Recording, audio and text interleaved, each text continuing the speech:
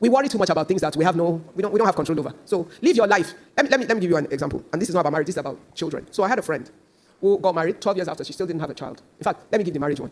There's a friend of mine who was single. Very smart, very sharp, very posterious person. Had a business she'd set up by herself, very successful in her industry. Then, by this time, she was in her 40s. She could afford to buy a house. She wanted to buy a house. And everybody thought, why would you buy a house? You're single. You're not married. If you buy a house, who will marry you? She wasn't even buying a small house. She went into Lekki when Lekki Phase 1 was 8. Bought a whole house on a major street and moved into it to live in it. And everybody thought, who will marry you in such a big house? Well, guess what? She married the guy with the bigger house across the road. It's true. She married the guy with the bigger house right across the road, sold her own house, kept the money, and moved into the bigger house. So, time and seasons, they belong to who? Just live your life, continue. The one of my friend with children I was talking about, she got married, had a great career working in banking and all of that. Every time she worked for an international bank, every time there was an opportunity to go for a foreign posting on her work, she would take it. And people would tell her, you don't have children, you should stay, so that you're with your husband so you can get pregnant and have children. She was a bit of a rebel. She did her own thing. She kept growing in her career, got to a point where she became the MD of a major financial institution, and then moved from there to become a key person in a bigger financial institution. It was whilst she was in the bigger financial institution that she got pregnant and had her children. Now, if she was staying behind in her career for the children to come, they will still come at the same time that they came. But guess what? All the time she has lost by abandoning her career, she can never catch up. End of story. The ship would have sailed. So guess what? God has not lost sight of you. He knows your name. He knows your address. He knows your life. He wrote the script. You did not. He's watching out. There's a time for everyone. Your neighbor's timing is not your time. Follow the clock of your own life. Continue to apply yourself to the best of you. When it's God's time, everything falls in place. The Bible says what? All things work together for who? Okay, fill in the gap. Sometimes as well, because we have no clear understanding of who we are, we redefine ourselves to fit the offer. Welcome to Kingdom Truth Channel, where the truth about the kingdom is being taught and how to live a consistent Christian life.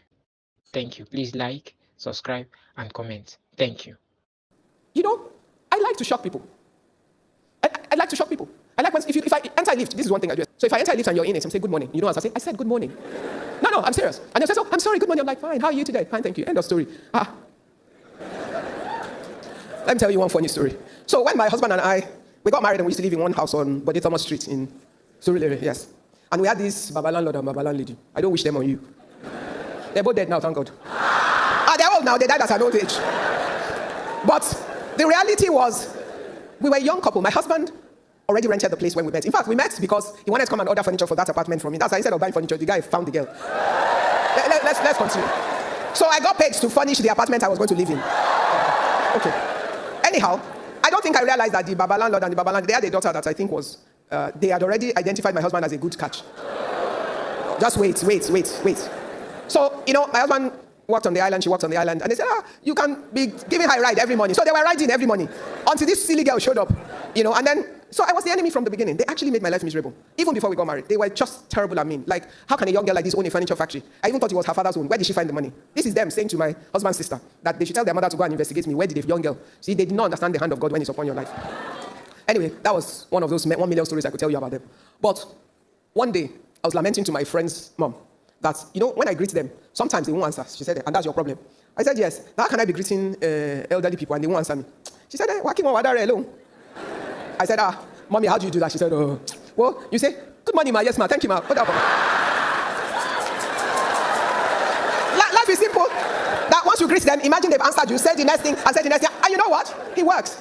Because instantly, I get the satisfaction as if I just had a normal conversation. I have used that thing as a weapon throughout my journey from that moment. Whether in a boardroom, I can deal with anybody. Why? Because I realize that you cannot offend me except I choose to be offended. A lot of girls get infatuated with attention and call it love.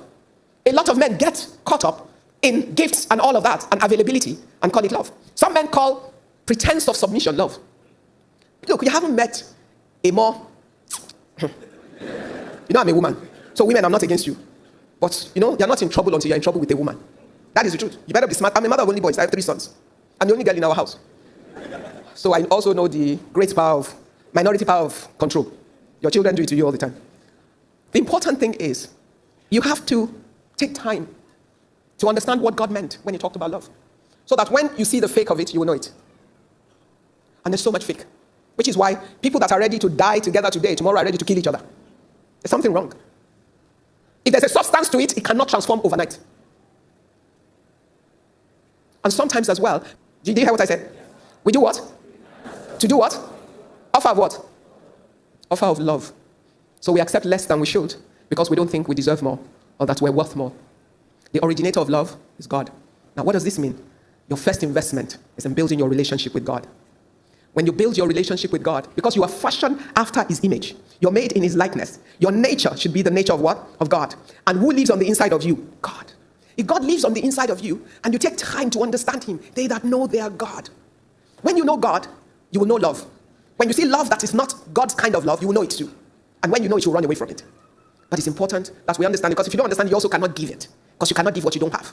And you cannot give what you do not comprehend or understand. And sometimes you see some people, they're incapable of giving love. Why? Because they were nurtured in a home where love was not an experience. They never were given. They were never loved in a way that they can know how to give it back to somebody else.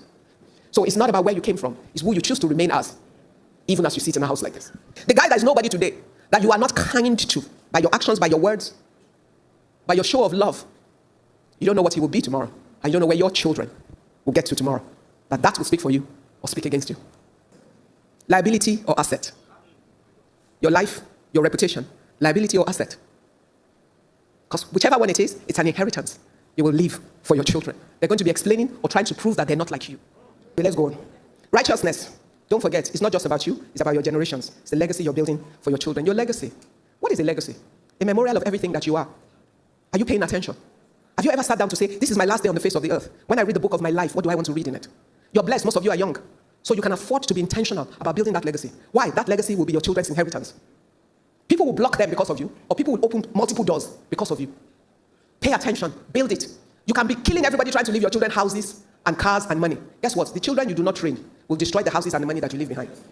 They will sell them for peanuts. I have watched it happen. I'm telling you. Can't even begin to tell you stories. But if you do not invest in building the right legacy of righteousness, raise up your children in the way that they should go. When they grow up, they will not do what? They will not do powerful. No matter how far away from you they are. If you have built the right foundation in them, when the wind of the world comes against them, something will rise up on the inside of them. When it matters most, the word in them will speak. Our biggest sermon is with our lives. That is the truth. In my world, you don't get to say Jesus all of the time. In a boardroom, you can't. But guess what? The way you behave, the way you conduct yourself must speak your Jesus. It must communicate your righteousness. It must communicate your character. It must communicate your values. It must communicate your faith. So your faith is not just your spoken faith. I'm a Christian, so cheap. Live being a Christian. Pay the price of being the Christian. Let the man and the woman who needs help look for you because they have seen Christ in you. Always perseveres. Sometimes people around you will leap miles ahead of you. It's okay. If you're a man or woman who understands God, you will know that the seasons of our lives are different. Yours are mine. Some will run very fast, but they will slow down in the middle and pace out to the end. Some start slow, but they speed up much later, and they can run till the end. As it pleases the Lord, He ordains our lives. I guess that I was talking about, they asked me one question yesterday. One of them said, how are Nigerian women able to run at the highest level and still be the wives they are in your cultural context? I said, look, you live in your context. In 2026 today, the Nigerian woman still knows she's subject to the culture of her people. And therefore, in her home, the head of the home is who? So does the Bible say. So if you recognize that God's wisdom is prevalent over your life, then you know that God knows what He's doing. And therefore, it's a protection for the woman. And the order of the house, there isn't a ship without a captain. But it is not to enslave any woman, nor should any woman allow herself to be enslaved. Nor does any wise man who understands that the gift in his wife is to bless their household and him, keep her down. Because in your day of trouble, the value of help you will get from your wife is the value of help you have allowed her to mature to be able to deliver. So you can self-sabotage. Please don't. I've been married for 35 years. This is my 36th year of marriage. I'm married to a good man. I can say that a million times. I'm married to a good man. And a man who, the woman he married, as much as she seemed like she was going somewhere, she's a far cry from the woman she is now. And yet, he had the capacity to arise into the man who could accommodate my vision and my ambition and continuously support me. And we have a home that remains. It takes two. That is my last word to you. It will take two, the woman and the man. So your role in building your family, if you want your children to have a great inheritance, they must see a home that works. And it starts from that.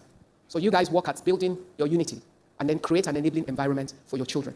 Then they themselves will become children of greatness. The other thing I can say to the girls is this, that when I say make the money of no consequence in your home, I'm speaking from personal experience. When we got married, I, as a business person, running a manufacturing company, getting contracts, I could get any kind of contract. You know, maybe today you're doing small contracts. I could have a big break tomorrow to have a big job and I'll make a lot of money. Based on who I was, I had that possibility there. My husband was a professional, a petroleum engineer working in oil and gas at that point, but working in oil and gas in public sector. He was in NNPC.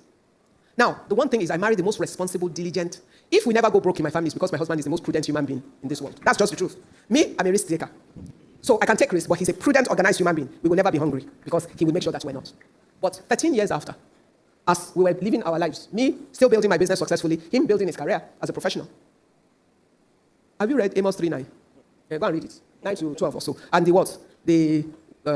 Somebody will overtake. Yes, go and read it. For a long time, my husband was speaking that promise. I didn't pay attention. I didn't know. But in my spirit, I always sensed that he would be rewarded for his support of everything I did. He kept picking this promise for a long time, because in our church, we pick promises. 13 years after, President Obasanjo decided he was doing, they took all the smaller oil fields from the big oil majors and asked Nigerians to apply.